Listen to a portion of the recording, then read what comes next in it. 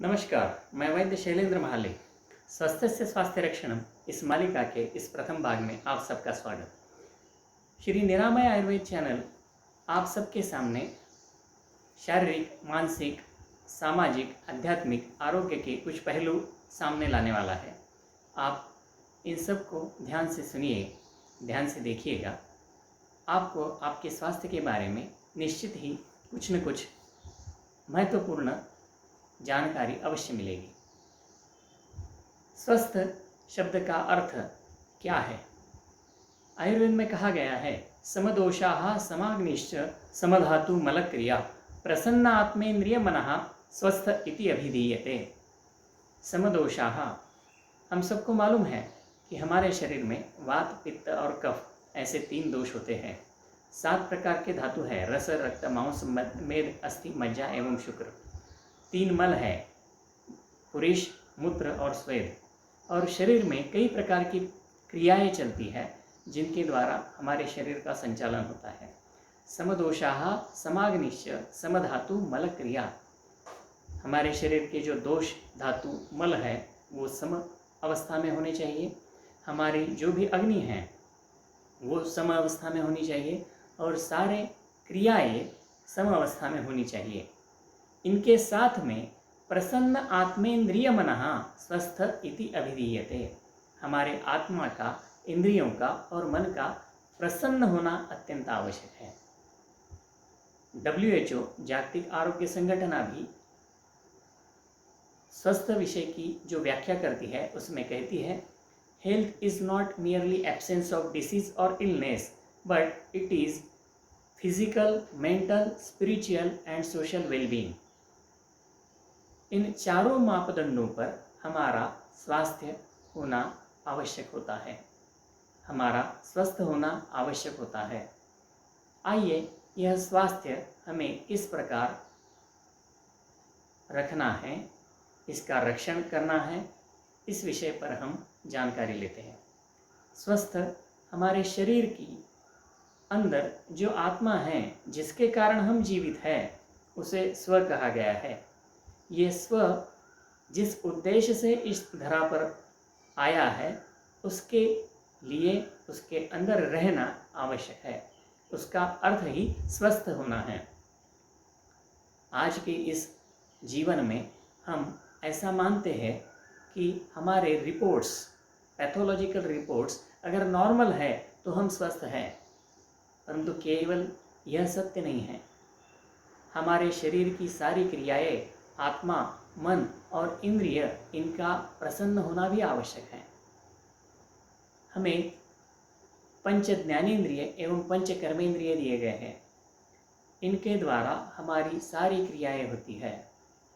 इंद्रिय हमें जो भी सूचनाएं देते हैं, ज्ञानेन्द्रिय, वो सारी मन के द्वारा बुद्धि में प्रोसेस होकर, मस्तिष्क में प्रोसेस होकर और हृदय में प्रोसेस होकर बाहर निकलती है और कर्मेंद्रियों के द्वारा हमारे शरीर में विभिन्न क्रियाएं होती है। यह अगर उचित प्रकार से होती है तो हम स्वस्थ हैं। इन सब के द्वारा मन की एवं आत्मा की प्रसन्नता होती है तो हम स्वस्थ हैं। परंतु इस जीवन शैली में हम यह भूल गए हैं कि हमारे इंद्रिय मन के द्वारा संचालित होने चाहिए, आत्मा के द्वारा संचालित होने चाहिए, परंतु हम इंद्रियों के गुलाम बन जाते हैं। इसके कारण हमारा स्वास्थ्य बिगड़ने लगता है। तो स्वस्थ रहना है तो इसके लिए हमें क्या करना है, यह आयुर्वेद सिखाता है। आयुर्वेद का अर्थ है आयु, हमारा जन्म से लेकर मृत्यु पर्यंत जो कालावधि है उसे जानना। वेद मतलब जानना। इसका ज्ञान होने के लिए हमें आयुर्वेद समझना होगा।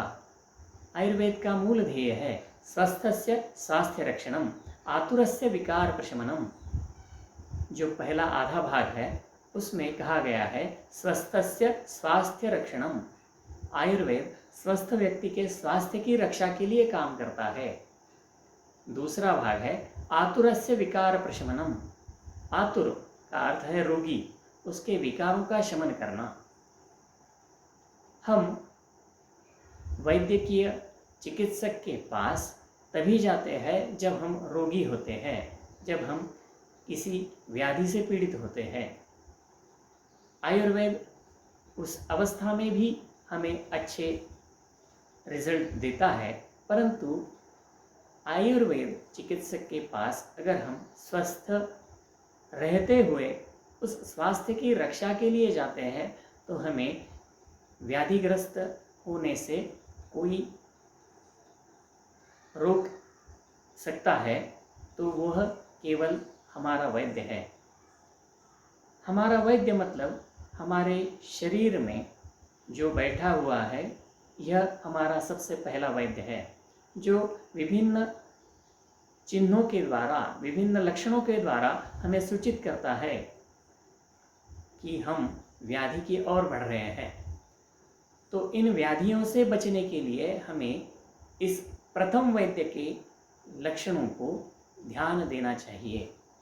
यह जो डॉक्टर है हमारे अंदर बैठा हुआ, वह हमारे शरीर को व्याधिग्रस्त होने से रोकता है। जैसे नाक में कुछ अनावश्यक कण गए, छींक आती है, गले में कुछ अटक गया, हमें खांसी आती है, पेट में कुछ गड़बड़ है, या तो डकार आएंगे या फिर अपान का विसर्जन होगा।